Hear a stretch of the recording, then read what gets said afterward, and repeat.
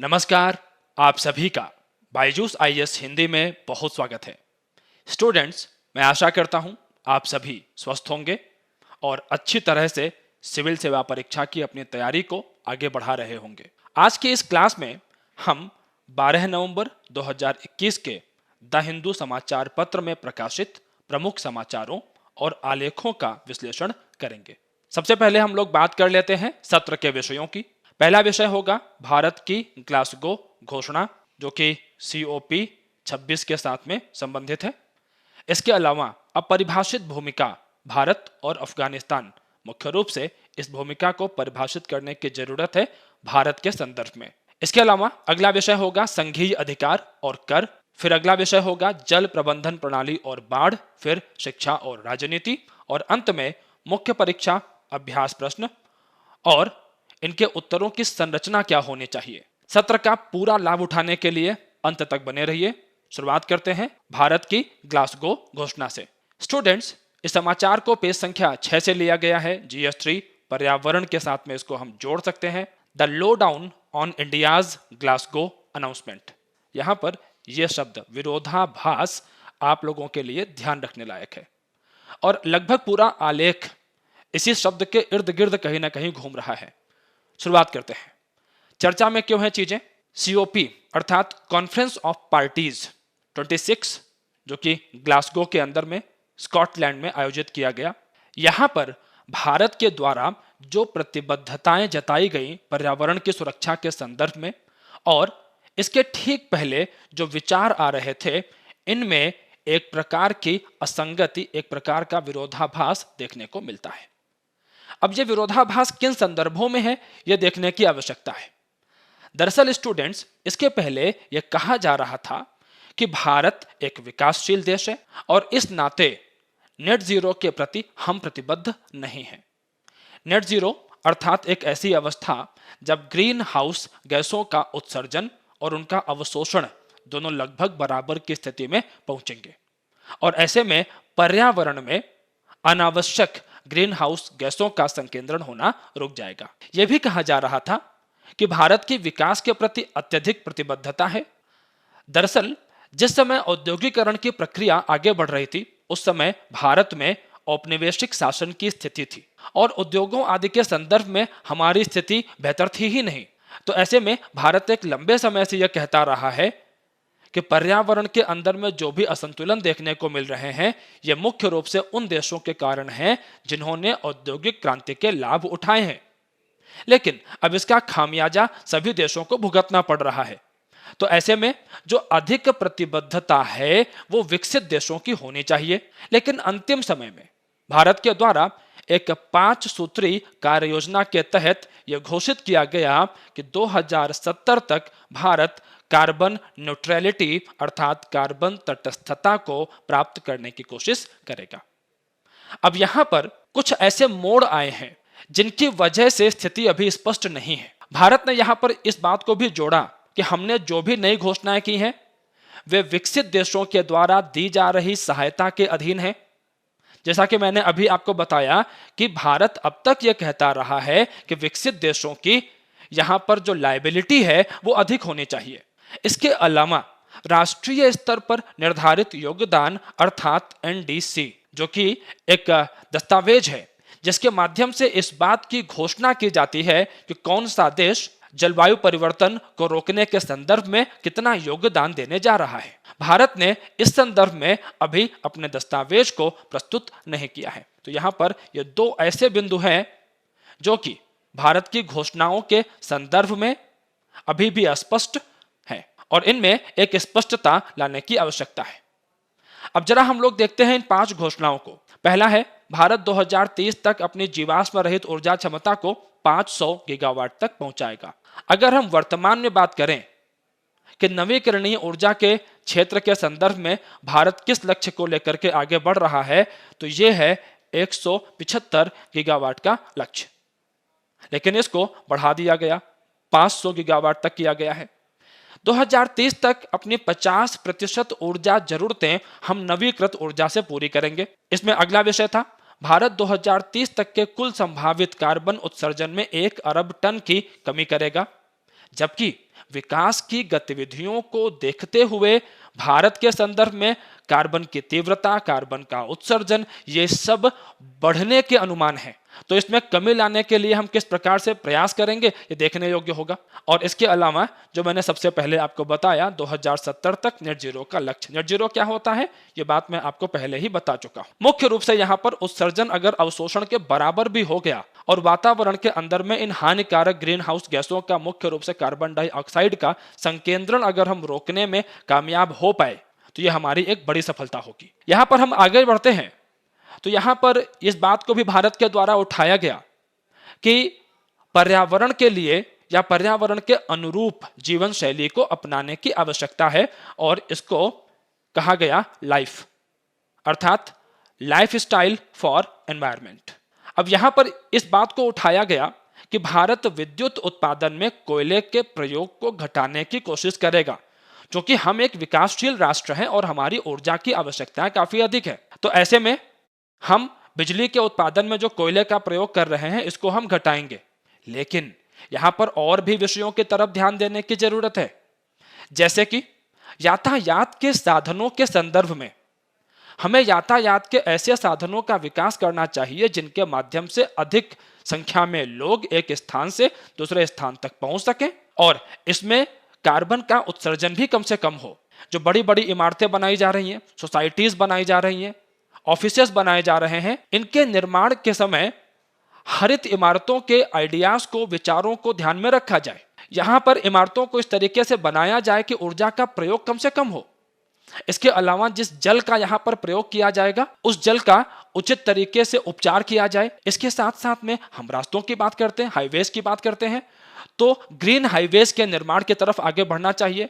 जो हाईवेज हैं उनके आसपास पेड़ लगाने चाहिए, या हम ऐसी मशीनें भी लगा सकते हैं जो कि हाईवेज के किनारे पैदा होने वाले प्रदूषण को कम करने में मदद कर सकती हैं। इसके साथ साथ में ठोस और तरल अपशिष्ट का उचित निपटान भी होना चाहिए। यहां पर इस बात को भी ध्यान रखना उचित होगा कि आम जनता को भी इन विषयों को समझना होगा और सरकार और जन भागीदारी के माध्यम से ही इन लक्ष्यों को प्राप्त किया जा सकता है। अब यहां पर एक विषय पर और ध्यान देने की आवश्यकता है, जिसकी वजह से पर्यावरण के संरक्षण के संदर्भ में भारत की जो प्रतिबद्धताएं हैं उनके ऊपर में सवाल उठते हुए दिखाई पड़ते हैं। मीथेन शपथ। मीथेन शपथ में क्या हुआ है, यूरोपीय संघ और अमेरिका ने मीथेन के उत्सर्जन को कम करने के लिए एक संकल्प लिया और 2030 तक 2020 के स्तर से इसे 30% तक कम करने की बात कही जा रही है। लेकिन इसके अंदर में भारत शामिल नहीं है। कार्बन डाइऑक्साइड के बाद जलवायु परिवर्तन में दूसरा सबसे बड़ा योगदानकर्ता मीथेन ही है, जिसका केमिकल फॉर्मूला होता है CH4। अब यहां पर विषय यह है कि मीथेन के उत्सर्जन को अगर हम इतना भी घटा लेते हैं तो ग्लोबल वार्मिंग को 0.2 डिग्री सेल्सियस तक हम सीमित कर सकते हैं। लेकिन मैंने आपको पहले ही बताया कि भारत इसका हिस्सा नहीं बना। तो ऐसे में भारत के द्वारा जो प्रयास किए जा रहे हैं उन प्रयासों को एक संदेह की दृष्टि के साथ में देखा जा रहा है और ऐसे में आवश्यकता होगी कि हम अपने इस उद्देश्य को स्पष्ट करें, अपनी रणनीति को स्पष्ट करें। इसके अलावा एक और विषय है जिसे हमें ध्यान से देखना चाहिए। भारत के द्वारा इसका समर्थन किया गया है COP 26 के अंदर में, infrastructure for resilient island states IRIS। दरअसल जलवायु परिवर्तन के कारण समुद्र के जलस्तर में जो वृद्धि हो रही है उसके कारण सबसे अधिक खतरा जो छोटे छोटे आइलैंड्स हैं उनको है। और ऐसे में भारत ने यह कहा है कि भारत की स्पेस एजेंसी इसरो, ये जो SIDS हैं या SIDS हम लोग कह सकते हैं, इनके लिए हम एक स्पेशल डेटा विंडो का निर्माण करेंगे और इसके माध्यम से इन आइलैंड्स को साइक्लोन अर्थात चक्रवात, coral reef monitoring, coast line monitoring आदि के बारे में समय रहते जानकारी मिलती रहेगी ताकि वे समय रहते उचित कदम उठा सकें। अब यहां पर विशेषज्ञों का यह कहना है कि भारत के अपने क्षेत्रों में भी इन्हीं प्रयासों को अपनाने की आवश्यकता है। आज की इस क्लास में मैं चेन्नई के संदर्भ में कुछ विषय आपके सामने रखूंगा, जहां पर मानसून के समय में हुई बारिश के कारण जो बाढ़ के हालात पैदा हुए। वहां पर आप कुछ ऐसे ही विषय देखेंगे कि भारत को हमारे अपने क्षेत्र के अंदर में जो समुद्र का जलस्तर बढ़ रहा है, तटों के कटाव की समस्या बढ़ रही है, शहरी बाढ़ की समस्याएं हम देख रहे हैं, कभी चेन्नई के अंदर में, कभी मुंबई के अंदर में, कभी पटना के अंदर में, कभी हैदराबाद के अंदर में। तो हमें इन विषयों पर ध्यान रखने की आवश्यकता है कि हम दूसरों की मदद तभी कर सकते हैं जब पहले अपनी मदद स्वयं करेंगे। इसके अलावा अंडमान और निकोबार और लक्षद्वीप समूह, अगर इनको हम देखें तो हाल फिलहाल में पर्यावरण के संदर्भ में कई सारे विषय हमारे सामने उभर करके आए हैं, जिन्होंने सरकारी नीतियों में एक विरोधाभास को उत्पन्न किया है। ऐसे में आवश्यकता इस बात की रहेगी, सरकारी एजेंसियों के द्वारा इस बात पर विशेष ध्यान दिया जाए कि जो हमारी नीतियां हैं पर्यावरण के संदर्भ में, जो हमारे लक्ष्य हैं, उनका क्रियान्वयन ठीक तरीके से किया जाए, और हम जो भी लक्ष्य बनाएं वो लक्ष्य यथार्थवादी होने चाहिए, न कि आदर्शवादी होने चाहिए। अब आप लोग इस बात को अच्छी तरह से दिमाग में रखिए कि एक विकासशील देश होने के नाते निश्चित रूप से हमारी ऊर्जा की आवश्यकताएं बहुत अधिक होंगी। हमें पर्यावरण के संरक्षण के लिए प्रयास भी करने हैं। अगर हम बिजली के उत्पादन की बात करें तो वहां पर जो कोयले आदि का प्रयोग है वो हमें घटाना होगा, इसमें कोई संदेह नहीं है। लेकिन हमें इस बात के प्रयास भी करने होंगे कि हम अपनी ऊर्जा की आवश्यकताएं पूर्ण किस तरह से करेंगे। हम इस बात को भी भली भांति समझते हैं कि अमेरिका और चीन के बाद हम ग्रीन हाउस गैसों के उत्सर्जन के मामले में तीसरे नंबर पर आते हैं, और अगर हम यूरोपियन यूनियन को भी एक इकाई मान लें तो हम चौथे नंबर पर आते हैं। तो ऐसे में जिम्मेदारी तो हमारी बनती है, लेकिन हमें इसके संदर्भ में जमीनी स्तर पर जनता को जोड़ करके, संसाधनों का समानतापूर्वक वितरण करके, राज्यों को इस मुहिम के अंदर में जोड़ करके ही प्रयास करने होंगे, तभी हम इन लक्ष्यों को हासिल कर पाएंगे। आगे बढ़ते हैं स्टूडेंट्स। अगला समाचार भी पेज संख्या 6 से लिया गया है। इसे हम GS2 इंटरनेशनल रिलेशंस अर्थात अंतरराष्ट्रीय संबंध, भारत और उसके पड़ोसी, इस खंड के साथ में जोड़ सकते हैं। समाचार है undefined role, India must be clear on how it wants to shape Afghanistan destiny under the Taliban. समाचार देखते हैं जरा। अफगानिस्तान पर तीसरी क्षेत्रीय सुरक्षा वार्ता संपन्न हुई, और इस संदर्भ में नेशनल सिक्योरिटी एडवाइजर अर्थात राष्ट्रीय सुरक्षा सलाहकार अजित डोभाल की अध्यक्षता में नई दिल्ली ने 3 मजबूत संदेश भेजे। पहला कि एक तो भारत अफगानिस्तान के भविष्य में एक महत्वपूर्ण खिलाड़ी बने रहना चाहता है। अगला विषय है यूएस और नाटो सैनिकों के बाहर निकलने के बाद स्थिति का जो आदर्श समाधान हो सकता है वो अफगानिस्तान के विस्तारित पड़ोस में एक आम सहमति के माध्यम से है। मतलब जितने भी यहाँ पर हितधारक हैं सबको साथ में लिए बिना कोई भी समाधान निकालना उचित नहीं होगा, और अगर समाधान निकाल भी लिया तो ये बहुत संभव है कि वो समाधान सफल नहीं हो पाएगा। अगला संदेश यहाँ पर रहा कि अफगान मानवीय संकट क्षेत्र की तत्काल प्राथमिकता होनी चाहिए, कि यहाँ पर जो लोगों के सामने भोजन का संकट है, दवाइयों का संकट है, इसको निपटाने के लिए राजनीतिक मतभेदों को अलग रख करके प्रयास होने चाहिए। अब यहाँ पर ध्यान रखने की बात है, भारत जब इस पहल को आगे बढ़ा रहा है तो इसमें पाकिस्तान और चीन ने इस बात को स्पष्ट कर दिया है कि वो भारत का सहयोग नहीं करेंगे। यहाँ तक कि यहाँ पर यह विषय भी सामने आया है, काबुल तक जमीन के रास्ते पहुंच उपलब्ध कराने के संदर्भ में पाकिस्तान ने भारत को सहयोग करने से मना कर दिया है। लेकिन इस बैठक के बाद जो दिल्ली घोषणा की गई है इसमें कुछ अहम संदेश छिपे हुए हैं जिन्हें समझने की आवश्यकता है। हम सभी लोग इस बात को जानते हैं कि अभी कुछ समय पहले SCO वार्ता हुई थी, संघाई कोऑपरेशन ऑर्गेनाइजेशन या संघाई सहयोग संगठन जिसे आप लोग जानते हैं इस नाम से। यहाँ पर जो बैठक हुई थी अफगानिस्तान का विषय यहाँ पर भी आया था, लेकिन वहां पर कुछ बेहतर परिणाम हमें आते हुए नहीं दिख रहे थे। लेकिन दिल्ली घोषणा में ईरान और रूस सहित जो अन्य भाग लेने वाले देश थे इन्होंने इस बात पर सहमति जताई कि भारत जिस दिशा में आगे बढ़ रहा है यहाँ पर भारत का सहयोग करने की आवश्यकता है। अब जरा आप मानचित्र के माध्यम से यहाँ पर अफगानिस्तान के जरा पड़ोस को समझिए। विशेष रूप से आप देखिए तुर्कमेनिस्तान, उज्बेकिस्तान, ईरान को। ईरान के हित अफगानिस्तान के साथ में जुड़े हुए हैं क्योंकि एक बहुत बड़ी सीमा आप देखिए यहाँ पे साझा करता है। व्यापारिक हित भी हैं, सामरिक हित भी हैं। इसके अलावा अगर हम तुर्कमेनिस्तान और उज्बेकिस्तान की बात करें तो इन्होंने वर्तमान में काबुल के अंदर में जो तालिबानी सरकार है इनके साथ में बातचीत शुरू कर दी है, परिवहन के संदर्भ में, व्यापार के संदर्भ में भी। इसके साथ साथ में हमें इस बात को भी समझने की आवश्यकता है कि अगर अफगानिस्तान में अस्थिरता बढ़ेगी तो अफगानिस्तान के अंदर में आतंकवादी गतिविधियां बढ़ सकती हैं और इनका प्रयोग पाकिस्तान के द्वारा भारत के खिलाफ किया जा सकता है। तो इसीलिए विशेषज्ञों का यह कहना है कि भारत को अब यहां पर सक्रियता बढ़ानी होगी और इस बात को डिफाइन करना पड़ेगा, परिभाषित करना पड़ेगा कि भारत यहां पर क्या चाहता है। मैंने अभी मानचित्र के माध्यम से तुर्कमेनिस्तान और उज्बेकिस्तान के विषय आपको बताए। एक अगला विषय यहां पर और सामने है कि रूस, चीन, पाकिस्तान, अमेरिका ये तालिबान के साथ लगातार संपर्क में है। हालांकि भारत ने भी 2 बार तालिबान से बात की और वो भी सार्वजनिक रूप से, लेकिन अभी नीति यहां पर स्पष्ट हो नहीं रही है। अगर हम व्यावहारिक बातों की बात करें तो भारत ने अफगानिस्तान के लोगों को वीजा से इनकार किया। मानवीय सहायता में जो धन का योगदान है वो हम नहीं कर रहे। इसके अलावा काबुल से परिवहन संपर्क की कोई दूसरी योजना, एक वैकल्पिक योजना भी नहीं दिखाई पड़ रही है। पाकिस्तान ने तो स्पष्ट कर दिया है वो हमारा सहयोग नहीं करेगा। तो हम ईरान के रास्ते भी क्या आगे बढ़ सकते हैं? और वहां पर हमने आधारभूत संरचना के विकास के संदर्भ में कुछ काम भी किया है। तो एक वैकल्पिक योजना भी हमें देखने को नहीं मिल रही है। ध्यान देने योग्य बात है यहां पर स्टूडेंट्स कि जब यहां पर अन्य हितधारक बहुत सक्रियता के साथ में कार्य कर रहे हैं तो भारत को भी व्यवहार और सिद्धांत इनमें एक समानता को अपनाते हुए अफगानिस्तान के संदर्भ में अपने स्टैंड को क्लियर करने की आवश्यकता है।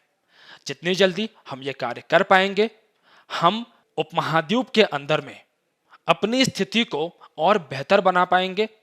हम अपने पड़ोसियों को इस बात का संदेश दे पाएंगे कि हम हमेशा उनके सहयोग के लिए खड़े हैं और अगर उपमहाद्वीप के अंदर में कोई समस्या उत्पन्न होती है तो उसके समाधान के संदर्भ में भारत के मन में, भारत की नीतियों में कोई भ्रम नहीं है। आगे बढ़ते हैं यहां से स्टूडेंट्स। अगला समाचार है हमारा a tax burden that attacks the federal rights of states. इसे पेज संख्या 6 से लिया गया है। GS3 इकोनॉमी के साथ में इसको हम जोड़ सकते हैं। समाचार देखते हैं। सबसे पहले अभी कुछ समय पहले पेट्रोल और डीजल के दाम जब बहुत तेजी के साथ में बढ़ रहे थे तो सरकार के द्वारा यह घोषणा की गई कि हम पेट्रोल और डीजल पर जो उत्पाद शुल्क है इसको हम घटाते हैं और इससे पेट्रोल और डीजल की कीमतों में एक कमी भी देखी गई। लेकिन वर्तमान आलेख के लेखक कुछ ऐसे विषयों को हमारे सामने उठा करके ला रहे हैं जो सामान्य रूप से हमें दिखाई नहीं पड़ते। तो आप लोग बहुत ध्यान से देखिएगा, एक अच्छा आलेख बन पड़ा है। आलोचनात्मक दृष्टि से लिखा गया है एक हद तक इसको, लेकिन हम यहां पर उन विषयों पर ध्यान केंद्रित करेंगे जो कि संवैधानिक पृष्ठभूमि से निकल करके आते हैं और जो कि संवैधानिक प्रावधानों के संदर्भ में हमारे ज्ञान को बढ़ाते हैं। ध्यान रखेंगे यहां पर इन दोनों बातों को आप लोग कि एकेडमिक्स के नजरिए से आपको इस विषय को देखना है। देखिए स्टूडेंट्स, यहां पर लेखक ये कहते हैं कि केंद्र द्वारा ईंधन पर अधिभार लगाया जाना मूल करों से परे है। अब अधिभार, उपकर, ये जो सारी व्यवस्थाएं हैं ये संविधान में की गई हैं, लेकिन असाधारण हालातों के लिए की गई हैं। सामान्य स्थिति में कर लगाए जाने की बात की गई है और यह कर लगाने की जो व्यवस्था है वो बजट के माध्यम से आगे बढ़ती है। लेकिन जब असाधारण हालात हो जाते हैं और केंद्र को, भारत की सरकारों को धन की आवश्यकता बहुत तेजी से होती है, तो ऐसे में ये प्रावधान किए गए हैं कि अधिभार और उपकर लगा करके भी सरकारें वो राजस्व को प्राप्त कर सकती हैं। अब यहां पर लेखक ये कहते हैं कि वर्तमान समय में पेट्रोल और डीजल के ऊपर में जो उत्पाद शुल्क है उससे अधिक इस पर अधिभार और उपकर लगा दिए गए हैं। और खास बात यहां पर यह है कि ये जो अतिरिक्त कर हैं अर्थात अधिभार और मैं यहां पर लिख देता हूं आप लोगों के लिए उपकर, इनसे जो धन एकत्र किया जा रहा है वो केंद्र और राज्यों के बीच जिस धन का बंटवारा होता है उस कोष के अंदर में, उस पूल के अंदर में यह धन नहीं जाता। तो ऐसे में अधिभार और उपकरों से जो धन एकत्र किया जाता है, केंद्र इस धन को बांटने के लिए बाध्य भी नहीं है। आप यहां पर देख सकते हैं कि अनुच्छेद 271 कहता है कि अनुच्छेद 269 और 270 में किसी भी बात के होते हुए भी संसद किसी भी समय संघ के उद्देश्यों के लिए एक अधिभार द्वारा 246A के तहत माल और सेवा कर अर्थात जीएसटी इसको छोड़ करके उन लेखों में निर्दिष्ट किसी भी शुल्क या कर में वृद्धि कर सकती है। और यहां पर जो भी धन एकत्र किया जाएगा अधिभार वगैरह के माध्यम से यह भारत की संचित निधि का हिस्सा होगा, मतलब सरकार के बचत कोष में जाएगा और मुख्य रूप से केंद्र सरकार की हम लोग यहां बात कर रहे हैं। अब इस बात को एक उदाहरण के माध्यम से समझते हैं। पेट्रोलियम योजना और विश्लेषण सेल ने कुछ आंकड़े प्रकाशित किए। इनके अनुसार केंद्र सरकार ने 2020-21 में पेट्रोलियम उत्पादों से राजस्व के रूप में लगभग 3.72 लाख करोड़ रुपए एकत्र किए हैं। इसमें से केवल 18,000 करोड़ रुपए मूल उत्पाद शुल्क के रूप में एकत्र किए गए हैं। अब ध्यान रखना आप लोग, ये जो मूल उत्पाद शुल्क के रूप में धन एकत्र किया गया है, जो विभाजित पूल होगा, या हम यूं कहें कि केंद्र और राज्य के बीच जिस धन का बंटवारा होगा वो राशि है 18,000 करोड़। इसके अलावा लगभग 2.3 लाख करोड़ उपकर के रूप में और शेष 1.2 लाख करोड़ विशेष अतिरिक्त उत्पाद शुल्क के रूप में एकत्र किए गए। अब जरा आप ध्यान दीजिए कि जिस धन का विभाजन होना है केंद्र और राज्य के बीच में, वो राशि बहुत कम है। जबकि अभी जो हमने बातें यहां पर की हैं, अगर आप अनुच्छेद 271 को ध्यान में रखें, या हमने यहां पर जब इस विषय को देखा था तो हमने यहां पर इस बात को समझा था कि अधिभार और उपकर असाधारण हालातों के लिए होते हैं और ये जो प्रक्रिया हम लोग देख रहे हैं ये एक लंबे समय से चल रही है। तो ऐसे में हम जब बात करते हैं राजस्व के क्षेत्र में संघवाद की, कि जो कर लगाए जा रहे हैं उनके द्वारा जो एकत्रित राशि है वो अधिक होनी चाहिए सामान्य रूप से, और अधिभार और उपकर इनके माध्यम से जो एकत्रित राशि है वो कम होनी चाहिए। लेकिन अगर आप ये जो आंकड़ा यहां पर देखें तो यहां पर अधिभार और उपकर या विशेष अतिरिक्त उत्पाद शुल्क इन सब के माध्यम से जो धनराशि एकत्र की गई है वो अधिक है। तो ये एक प्रकार का विरोधाभास है जिसको इस रूप में परिभाषित किया जाता है कि संवैधानिक प्रावधानों का उचित उपयोग दिखाई नहीं पड़ रहा है यहां पर, और राजस्व के क्षेत्र में जो संघवाद दिखना चाहिए वो दृष्टिगोचर नहीं हो रहा है। ये बात मैंने अभी आपको बता दी है कि विभाजन का पूल केवल 18,000 करोड़ का होगा, और ये बात भी हम लोग जानते हैं कि जीएसटी लागू होने के बाद राज्यों को केवल 3 वस्तुएं हैं, पेट्रोल, डीजल और शराब, इनके ऊपर में कर तय करने का अधिकार है। जबकि जीएसटी को लागू करते समय यह वादा किया गया था कि RNR that is revenue neutral rate इसका इस्तेमाल होगा, अर्थात राज्यों को वैसा ही राजस्व मिलेगा जैसा जीएसटी लागू होने से पहले मिलता था। लेकिन अगर हम आंकड़े उठा करके देखें तो हम लगभग 1 लाख करोड़ के आसपास जीएसटी के माध्यम से करों को एकत्र कर रहे हैं। कभी थोड़ा कम होता है, कभी थोड़ा ज्यादा होता है, तो लगभग 1 लाख करोड़ के आसपास का यह आंकड़ा हमें देखने को मिल रहा है। ऐसे में यह बात भी सामने आती है कि वस्तुओं के दामों में जो गिरावट होनी चाहिए थी वो गिरावट भी देखने को नहीं मिल रही है। तो यहां पर जो आर्थिक नीतियां हैं उनका जो लाभ राज्यों को मिलना चाहिए था, जो सामान्य जनता को मिलना चाहिए था, उसमें एक अंतर हमें देखने को मिल रहा है। अब अंत में हम अपने परीक्षा के संदर्भ में इस पूरी चर्चा से क्या सीख सकते हैं? हमारे अगर संविधान को हम देखते हैं तो संघवाद एक बहुत आवश्यक वस्तु है, चाहे वो राजनीति के क्षेत्र में हो, चाहे वो राजस्व के क्षेत्र में हो, क्योंकि जब तक राज्य मजबूत नहीं होंगे तो ऐसे में पूरा केंद्र, पूरा भारत मजबूत कैसे होगा? राज्यों को आत्मनिर्भर बनाने की दिशा में हमें आगे बढ़ना चाहिए, ना कि दिशा ऐसी हो कि वो केंद्र के ऊपर निर्भर हो जाएं।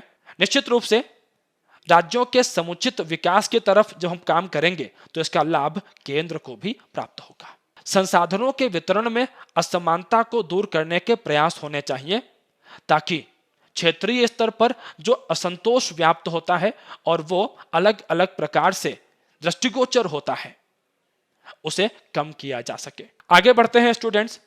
अगला समाचार है सीजन ऑफ फ्लड्स। इसे भी पेज संख्या 6 से लिया गया है। GS3 डिजास्टर मैनेजमेंट या आपदा प्रबंधन के साथ में इसको हम जोड़ सकते हैं। दरअसल चेन्नई में भारी बारिश के कारण जो बाढ़ जैसे हालात उत्पन्न हुए, ये आलेख इस समस्या के कारण और इसके समाधान दोनों को ढूंढने का प्रयास करता हुआ दिखाई पड़ता है। लेखक यहां पर यह कहते हैं कि जल निकासी की समस्या भारत के अनेकों शहरों में हम देख सकते हैं, और खास तौर पे मेट्रोपॉलिटन शहर, जो बड़े बड़े शहर हैं वहां पर, कभी चेन्नई में, कभी मुंबई के अंदर में, कभी अन्य शहरों के अंदर में बारिश के समय, मानसून के समय ये समस्याएं हमारे सामने आ ही जाती हैं। और लगभग प्रतिवर्ष मानसून के समय, और अगर हम बात करें तमिलनाडु की, तो यहाँ पर लौटते हुए मानसून के समय जो बारिश होती है, इसके कारण अक्सर बाढ़ के जैसे हालात बन जाते हैं। अगर हम इस नगर के अंदर में जल प्रबंधन की व्यवस्था को देखें तो यहाँ पर अडियार नदी का क्षेत्र भी दिखाई पड़ता है। इसके अलावा अगर हम नहर की बात करते हैं तो प्रमुख रूप से बंकिंघम नहर भी यहाँ पर है, और इस नदी और इन नहर का समुचित रूप से इस्तेमाल करके बाढ़ के नियंत्रण में सहायता की जा सकती है और लोगों को असुविधा से बचाया जा सकता है। इसके अलावा जो राज्य की सरकार है वो कुछ दूसरे प्रोजेक्ट्स के ऊपर में भी काम कर रही है ताकि इस समस्या से निपटा जा सके। जैसे वर्तमान में जो मुख्यमंत्री हैं वो चेन्नई के मेयर के रूप में भी पहले कार्य कर चुके हैं, और ऐसे में इस क्षेत्र का इनको विशेष रूप से निजी अनुभव भी है। और गैर मानसूनी वर्षा से जो समस्याएं उत्पन्न होती हैं, इन समस्याओं का समाधान किस प्रकार से होना चाहिए, उसमें उनके निजी अनुभव भी कार्य आ सकते हैं। और अंत में सबसे महत्वपूर्ण बात कि सरकार के साथ साथ जनता को भी जलीय क्षेत्रों को यह नहीं समझना चाहिए कि वो कचरा निपटान क्षेत्र हैं, और यहां पर अगर प्लास्टिक के पदार्थ या अन्य पदार्थों को जनता के द्वारा डाला जाएगा तो ऐसे में बारिश के समय ये सारी चीजें जो जलीय क्षेत्र हैं इनमें जल के प्रवाह को रोक देती हैं। ऐसे में जल भरना शुरू हो जाता है और फिर बाढ़ जैसे हालात बनते हुए देर नहीं लगती है। अगला समाचार है स्टूडेंट्स, समाचार है अ रो ओवर एजुकेशन। इसे पेज संख्या 7 से लिया गया है। GS2 गवर्नेंस और सोशल जस्टिस के साथ में इसको हम जोड़ सकते हैं।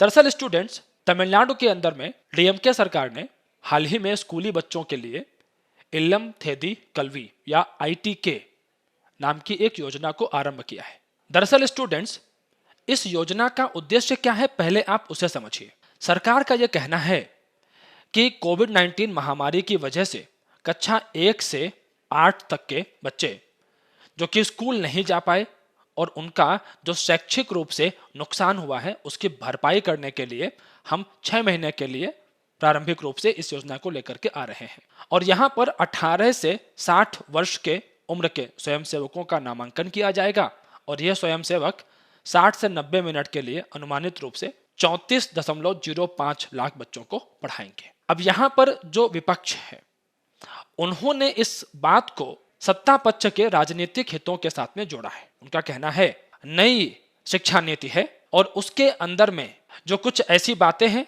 जिनसे विपक्ष सहमत नहीं है, तो उन विषयों को आगे बढ़ाया जा सकता है इस योजना के माध्यम से। विपक्ष का कहना है कि यहाँ पर स्वयंसेवकों के रूप में सत्ता पक्ष के लोग कार्य कर सकते हैं और राजनीति के अंदर में उनको इसका लाभ मिल सकता है। विपक्ष का यहाँ पर यह भी कहना है कि ऐसे में जब घर घर जा करके इस तरह से शिक्षा दी जाएगी और वो भी सिर्फ कक्षा 1 से लेकर के 8 तक के लिए, तो ऐसे में उच्च शिक्षा के संदर्भ में बालिका शिक्षा हतोत्साहित हो सकती है, खासतौर पे दीर्घकाल में भी। इसके अलावा विपक्ष का यह भी कहना है कि इस कार्य से मुख्य धारा की शिक्षा प्रणाली को नुकसान भी होगा। ये तो हमने सुना विपक्ष को। अब जरा पक्ष की बात कर लेते हैं। तो सत्ता पक्ष का यहां पर यह कहना है कि देखिए ऐसा है कि ये जो भी योजना है ये मुख्य धारा के शिक्षा प्रणाली की प्रतिस्थापन के रूप में नहीं है, कि उसके स्थान पर इसको नहीं लाया जा रहा है। यहां पर बस एक जो गैप बन गया है, इस अंतराल को भरने के लिए इस योजना को लाया जा रहा है। इसके अलावा जो भी यहां पर स्वयंसेवक होंगे वो घर घर जब जाएंगे तो माता पिता को इस बात के लिए समझाएंगे कि वो अपनी बच्चियों को भी स्कूल भेजें। अब यहां पर स्टूडेंट्स, अगर हम पक्ष और विपक्ष दोनों को देख रहे हैं तो एक हद तक दोनों की जो बातें हैं वो बराबर लग रही हैं कि ये डर सही हो भी सकता है, ये गलत भी हो सकता है। अब ऐसे में जो वास्तविक परिणाम होंगे वो तो इस योजना के लागू होने के बाद ही हमारे सामने आएंगे। पक्ष और विपक्ष दोनों को हमने यहाँ पर देख लिया, लेकिन एक बात ऐतिहासिक रूप से जो आपको और जाननी चाहिए, आप यहाँ पर देख सकते हैं दक्षिण भारत के क्षेत्र में भाषा को लेकर के और शिक्षा को लेकर के राजनीति काफी प्रखर रही है। और आजादी के बाद हमने ऐसे ही कुछ विषय देखे, जैसे अगर हम आजादी के थोड़ा पहले चलें 1937 में, तो कई क्षेत्रों के अंदर में हिंदी को लागू करने के संदर्भ में, और आजादी के बाद 1960 में, ध्यान रखना आजादी के पहले 1937 और बाद में 1960, हिंदी को लागू करने के संदर्भ में क्षेत्रीय स्तर पर दक्षिण भारत में काफी विरोध हुआ था। इसके अलावा हम लोग 1953 में भी इस विरोध को देख चुके हैं, जब प्राथमिक शिक्षा के क्षेत्र में कुछ बदलाव लाने की सिफारिश की गई थी। और इसके अलावा 2020 में नई शिक्षा नीति के संदर्भ में त्रिभाषा को लागू करने के संदर्भ में भी हम दक्षिण भारत में इस भाषाई विषय को उभरते हुए देख चुके हैं। दरअसल स्टूडेंट्स, आप इस बात को बड़े पैमाने पर जाकर के समझिए।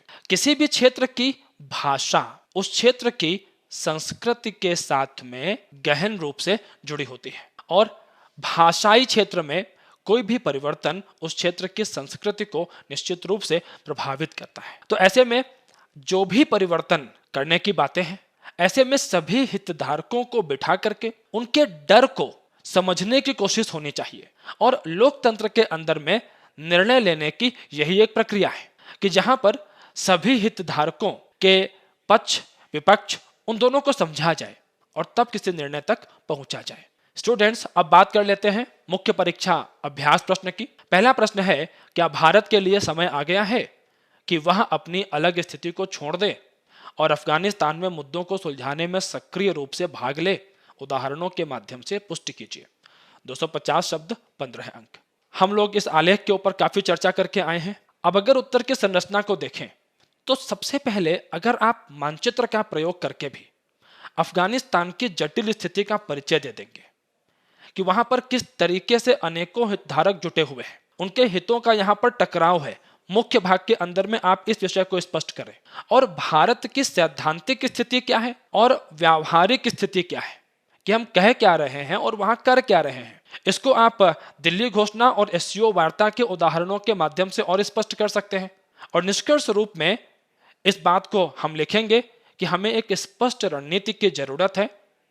भारतीय उपमहाद्वीप के संदर्भ में अगर हमें नेतृत्व को अपने आगे बढ़ाना है, अपने पड़ोसियों को साथ लेकर के चलना है, उनमें इस आशा का संचार करना है कि संकट की स्थिति में भारत एक बड़े भाई की भूमिका का निर्वहन यहां पर करेगा, तो ऐसे में निश्चित रूप से हम अपने पड़ोसियों के साथ बेहतर संबंध बना के रख पाएंगे। अगला प्रश्न देखते हैं, भारत की जलवायु परिवर्तन प्रतिबद्धताओं और उनकी प्राप्ति के बीच अभी भी एक अंतर है, इस कमी को पूरा करने के उपाय सुझाइए।